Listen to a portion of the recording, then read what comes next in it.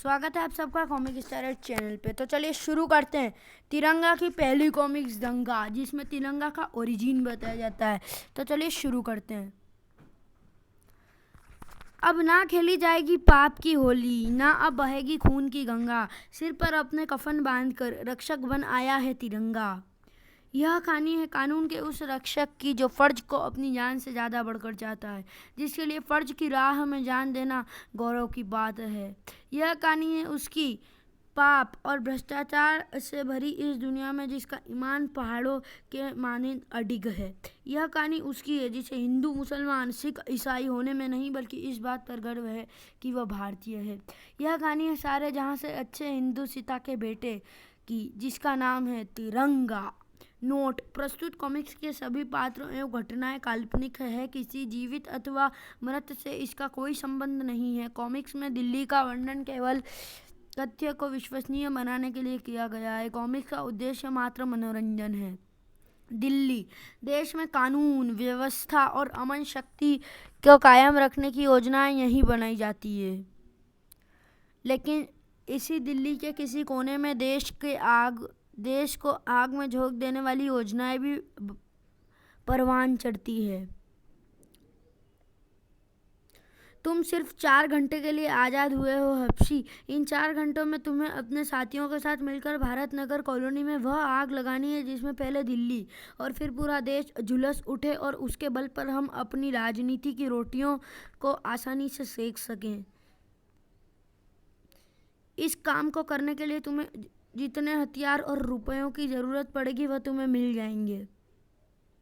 आपके इशारे पर तो हबशी पूरे हिंदुस्तान में आग लगा सकता है। भारत नगर में आग लगाना भला क्या मुश्किल है। यह काम तो हबशी यूं कर डालेगा। गुड, जाओ अपना काम पूरा करो। तुरंत ही वहाँ से रवाना हुआ हबशी। इधर वह पलटा सामने हाथ बांधकर खड़े खुददारियों की तरफ। अपने गुट के सभी साथियों के साथ पूरे शहर में फैल जाओ और अफवाहों के घोड़ों को इतनी तेजी से दौड़ाओ कि कुछ ही देर में पूरा शहर जलता हुआ नजर आए। समझे? हाँ भाई जी। भारत नगर, जहाँ रहने वाले निम्न वर्ग के लोगों में हिंदू मुसलमानों की संख्या लगभग बराबर थी। सांप्रदायिकता की दृष्टि से यह इलाका अत्यंत संवेदनशील क्षेत्र की श्रेणी में आता था, और ऐसा इसलिए क्योंकि यहाँ रहने वाले निवासियों को भारतवासी होने में नहीं बल्कि हिंदू और मुसलमान होने पर गर्व है। जय श्री राम, अल्लाह अकबर। लेकिन इन्हीं में जब आ मिलते हैं वो जो ना हिंदू होते हैं और ना मुसलमान, जिनको मजहब से नहीं आतंक फैलाने का मतलब होता है। क्या कह रहे हो भाई साहब? मेरा कहा एक एक शब्द सच है दोस्तों। मैंने खुद अपनी आंखों से देखा। उस मुसलमानी मोहल्ले में भारी मात्रा में असला पहुंच चुका है। वे बाबरी मस्जिद का बदला लेने के लिए उस मोहल्ले में मौजूद अपने सत्यनारायण मंदिर को उड़ाने का प्लान बना रहे हैं। सुनने वालों के खून में तो उबाला आना ही था। अगर ऐसा है तो हमने भी चूड़ियाँ नहीं पहन रखी है। हमारे मोहल्ले में भी तो इनकी मस्जिद है, उसे हम सिर उठाए खड़े नहीं रहने देंगे। हाँ हाँ हाँ हाँ। यह उस क्षेत्र का दृश्य था जहाँ हिंदू आबादी अधिक थी, और यह था उस इलाके का हाल जहाँ मुस्लिम अधिक थे। जिसे मेरी बातों पर यकीन ना हो तो हिंदू मोहल्ले में जाकर अपनी आंखों से देख आए कि किस कदर वे लोग अपनी मस्जिद पर हमला करने की तैयारी में जुटे हुए हैं। होश में आओ मेरे मुसलमान भाइयों, और अल्लाह का घर बचाने के लिए कुछ करो। जो कुछ ना कर सके उसे मुसलमान कहलाने का कोई हक नहीं है। उन शब्दों ने मानो सभी के जमीर को ललकारा था। एक झटके से सभी की जलती हुई निगाहें पास ही स्थित उस मंदिर की तरफ उठ गई। मैं चलूं, मेरा काम तो हो गया। सच से मुसलमान जो थे ये सभी अफवाह रूपी जाल फैलाने वाला वह शैतान वहां से खिसक कर जल्दी अपने अन्य साथियों के पास जा पहुंचा। पंडित के भेष में मुझे भला मंदिर में घुसने से कौन रोकता। आराम से मंदिर में घुसा और नारियल रूपी बम भगवान के चरणों में चढ़ाकर वापस लौट आया। मुल्ला के रूप में मुझे मस्जिद में नमाज पढ़ने के लिए जाने से कौन रोक सकता। वहाँ मौजूद लोगों को भनक भी ना लगे कि मैं मस्जिद में नमाज पढ़ने नहीं बम रखने आया हूँ। गुड, तुमने अपना काम बड़ी होशियारी से किया। अब मुझे अपना काम करना है और मेरा काम है अपने अंगूठे को सिर्फ थोड़ी सी जहमत देना। रिमोट का बटन दबा और हुए 2 धमाके, बड़ाम, जो मंदिर मस्जिद में नहीं, लोगों के दिलों में हुए थे। यह मुसलमानों का काम है। हिंदुओं के सिवा इस काम को कोई कर ही नहीं सकता। धार्मिक उन्माद ऐसा बढ़ा कि दोनों समुदाय के लोग सड़कों पर निकल आए। दर्दनाक चीख पुकारों से भारत नगर का चप्पा चप्पा गूंज उठा। मारो मारो! और यह चीख पुकार इस बात की घोतक थी कि इस से भड़क चुका था दंगा। लेखक हानिफ बजहर, संपादक मनीष गुप्ता, चित्रकार गोपाल राहुल। संजय गुप्ता की पेशकश। भारत नगर पुलिस स्टेशन में। कुछ कीजिए सर, पूरा भारत नगर दहकता जा रहा है। अगर जल्दी दंगे पर काबू ना पाया गया तो यह आग न जाने किस किस को निगल जाएगी। मैं हेडक्वार्टर से संपर्क स्थापित करने की कोशिश कर रहा हूँ हवलदार रामनाथ, लेकिन लगता है वायरलेस में कोई गड़बड़ी आ गई है। ओह, तो फिर आप थाने में मौजूद स्टाफ को आदेश दे दीजिए कि वो मेरे साथ दंगा रोकने का प्रयास करें। हाँ, ये हो सकता है। तुम थाने के सभी पुलिसकर्मियों को लेकर दंगा रुकवाने पहुंचो। Okay sir. अपने अफसर को सल्यूट करके तेजी से बाहर को लपका हवलदार रामनाथ। जब वह अन्य पुलिसकर्मियों के पास पहुंचा तो, तुम्हारा दिमाग खराब तो हो गया है क्या रामनाथ? दंगा जिस रूप में भड़का हुआ है उसके बीच में कूदना सीधा मौत के मुंह में छलांग लगाने के समान है। इसलिए दंगे को रोकने का विचार त्याग दे और हमारे साथ बैठकर ताश खेल। क्रोध से सूखे पत्ते की तरह ही तो कांप उठा हवलदार रामनाथ। तुम सब कायर हो, बेईमान हो, अपने फर्ज से मुंह मोड़कर दुनिया को धोखा दे रहे हो। लेकिन मैं तुम जैसा नहीं। सुना तुमने? मैं तुम जैसा नहीं। मैं इस पवित्र वर्दी की लाज रखूंगा। हा हा हा, बेचारा फर्ज का मारा। मैं अकेला ही जाकर दंगा रोकूंगा। नया बदली होकर आया है ना, इसीलिए इस थाने के रूल नहीं जानता। अगर जानता होता तो फर्ज के नाम के गीत ना अलपता। अपने फर्ज को निभाने के लिए अपनी जान को हथेली पर रख दंगाग्रस्त इलाके में आ पहुंचा वह सच्चा सिपाही। रुक जाओ, मैं कहता हूँ रुक जाओ। बंद करो इंसानी लहू को पानी की तरह सड़कों पर बहाना। बंद करो ये शैतानियत के उस रूप को देखकर तो हवलदार रामनाथ का संपूर्ण अस्तित्व ही कांप उठा। उफ, नहीं, वे शैतान 2 मासूम बच्चों पर पेट्रोल छिड़क कर उनमें आग लगाने जा रहे हैं। नहीं अंकल, प्लीज अंकल, नहीं। मेरे जीते जी हरगिज नहीं हो पाएगा ऐसा। अपने पूरे जीवन की सबसे तेज दौड़ लगाकर उन शैतानों से जा टकराया हवलदार रामनाथ। धड़ाक। हटो हैवानों, पुलिसिया मार डालो साले को। आह आह, तुम जैसे पागल कुत्तों से कैसे निपटा जाता है ये मैं अच्छी तरह जानता हूँ। दंगाई के हाथ से गिरी तलवार को लपक कर उठाया रामनाथ ने और भागो। आओ शैतानों, मैं तुम्हें बताता हूँ कि खून जब नसों के बंधनों को तोड़कर आज़ाद होता है तो कितना दर्द होता है। दूसरों की जान लेने वालों के दिलों में इतनी हिम्मत कहाँ थी कि वे अपनी जान को मुसीबत में देख खड़े रह जाते। रामनाथ ने दोनों भयभीत बच्चों को अपने अंग से चिपट लिया। तो ये क्या हो रहा है बाबा? सभी एक दूसरे को क्यों मार रहे हैं? हिंदू और मुसलमानों में दंगे हो गए हैं बेटा। ये हिंदू और मुसलमान कौन होते हैं बाबा? मास्टर जी तो कहते हैं कि हम सब भारतवासी हैं। बच्चे के सवाल ने झुरझुरी सी दौड़ दी हवलदार रामनाथ के जिस्म में। चीख ही पड़ा वह। गलत, तुम्हारे मास्टर जी गलत कहते हैं मेरे बच्चे। वे शायद जानते नहीं कि हम सब भारतवासी नहीं हैं। इनमें से कोई हिंदू है, कोई मुसलमान, कोई सिख, कोई ईसाई। हमारा भारत से कोई संबंध नहीं है। अगर संबंध होता तो क्या हम यूं खून बहाते? क्या हम यूं आग लगाते? क्या हम जाति धर्म के नाम पर शैतान बनते?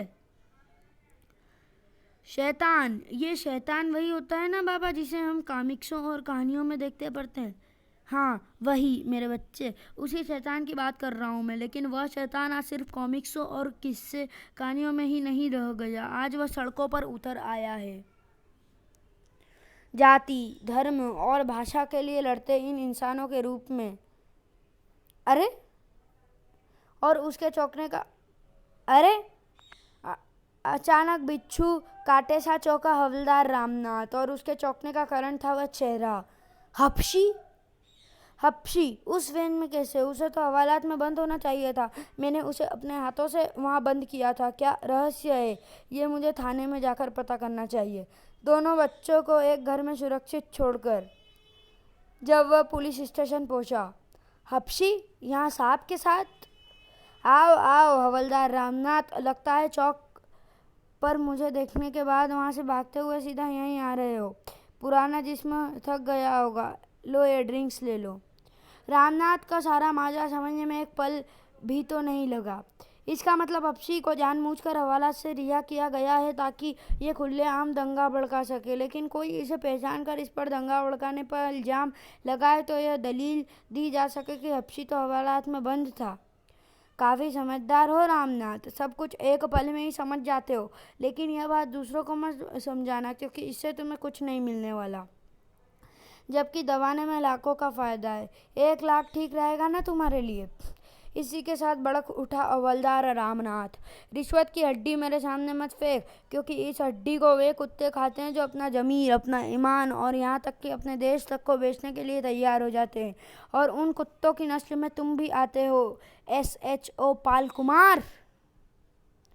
लेकिन मैं तुम जैसा नहीं हूँ। मैं बापू, पटेल, भगत सिंह, बोस के पद चिन्हों पर चलने वाले उन इंसानों में से हूँ जो फ़र्ज के लिए अपनी जान कुर्बान कर सकते हैं। और ऐसे को तू 1 लाख में तो क्या, लाखों लाखों में भी नहीं खरीद सकता। समझे कमीने? नीचे गिरे SHO पाल कुमार पर बात सा झपटा रामनाथ। तुझ जैसे कुत्ते को यह पवित्र वर्दी पहनने का कोई हक नहीं है। आह! साले साहब पर हाथ उठाता है। पीड़ा से दोहरा हुआ रामनाथ अचंभित रह गया। तुम सब भी? हाँ, हम सब भी साहब के साथ हैं। लेकिन ये बात जानकर तू जिंदा तो रह नहीं पाएगा। मारो और मारो, साले को मार डालो। कानून के घर में ही कानून के एक रखवाले को कानून के रक्षक ही मार देने पर उतारू थे, कुछ पलों में ही। अभी यह मरा नहीं है साहब, इसे ख़त्म कर दें, वरना यह हमारे बारे में सारी दुनिया को बताता फिरेगा। नहीं नहीं, इसे थाने में मारना ठीक नहीं है। धड़ाम। तो फिर मुझे एक मौका दो, मैं इसे किसी को कुछ बताने लायक नहीं छोड़ूंगा। हिंसक ढंग से आगे बढ़े हप्शी ने दरिंदगी और खूंखारता से सभी सीमाएं पार कर दी। अब ये ना कभी बोल पाएगा और ना लिख पाएगा। जल बिन मछली की भांति छटपटाते हवलदार रामनाथ का शरीर अब निश्चल पड़ा था। इसे ले जाकर दंगाग्रस्त इलाके में फेंक दो। कल के अखबार में खबर छपेगी कि बहुत से लोगों के साथ एक हवलदार भी दंगाइयों की चपेट में आ गया। लेकिन ठहरो, इसे ले जाने से पहले हप्शी को हवालात में बंद कर दो, क्योंकि अब मैं हेडक्वार्टर सूचना भेजकर दंगाग्रस्त क्षेत्र में PSC भेजने को कहने जा रहा हूँ। दंगे से मरे इंसानों की लाशों के बीच में फेंक दिया हवलदार रामनाथ का शरीर, लावारिसों की तरह। PSC आ जाने के बाद भी ना रुके दंगे, ना थमा इंसानियत का रोना, ना थमा शैतानियत का नंगा नाच, ना ठहरी तबाही, ना ख़त्म हुई वह दहशत, हैवानियत और दरिंदगी। भारत नगर में कल शाम भड़के दंगों पर पुलिस और PSC के हस्तक्षेप के बाद भी काबू नहीं किया जा सका है। रात कर्फ्यू लगा देने के बावजूद भी दंगाई दंगा करने से नहीं चूके। अब तक 200 लोगों के मारे जाने और सैकड़ों के घायल हो जाने की खबर है। प्रधानमंत्री ने स्थिति को जायजा लेते हुए दंगाइयों की कड़ाई से निपटने और उन्हें देखते ही गोली मार देने के आदेश दिए हैं। विपक्षी नेताओं ने कहा है कि सरकार इन दंगों के प्रति उदासीन है। उन्होंने कहा है कि अगर सरकार इन दंगों को रोकने के लिए कोई उचित कदम नहीं उठाएगी तो इन दंगों को कौन रोकेगा? मैं रोकूंगा इस दहशत के तूफान को। मैं रोकूंगा इस शैतानियत की आंधी को। मैं रोकूंगा हैवानियत के इस नंगे नाच को। दंगाग्रस्त इलाके में उधर इस बड़ी हवेली में बहुत से आदमी मौजूद है। अगर हम किसी तरह उसे उड़ाने में सफल हो जाएं तो एक झटके में ही ले सकते हैं अपने सैकड़ों भाइयों का बदला। लेकिन उस हवेली को उड़ाने के लिए वहां तक पहुंचा कैसे जाए? बीच में तो पुलिस खड़ी है। ठहरो, मैं करता हूं इसका इंतजाम। ये लगाई मैंने इस लंबे पतीले के गुच्छे में आग, पतीला सुलग उठा। चल पड़ा मौत का वाहन अपने लक्ष्य की तरफ। जिसने भी देखा उसके होश फक्ता हो गए। बमों से भरी ठेली इधर ही आ रही है, किसी भी पल उसमें धमाका हो सकता है, भागो। हवेली के सामने खड़े पुलिसकर्मियों को मौत के भय ने एक पल में ही तितर बितर कर दिया। और ऐसा होता भी क्यों ना, किसका समय पूरा हुआ था जो उस साक्षात मौत के सामने आता। रास्ता एकदम साफ था। अब तो ठेले को हवेली तक पहुंचना ही था। अब तो वह धमाका होना ही था जिसमें हवेली और उसमें मौजूद सैकड़ों इंसानों के परखच्चे उड़ जाने थे। तो चलिए दोस्तों, वीडियो को यहीं ख़त्म करते हैं और मिलते हैं अगली वीडियो में। तब तक के लिए गुड बाय।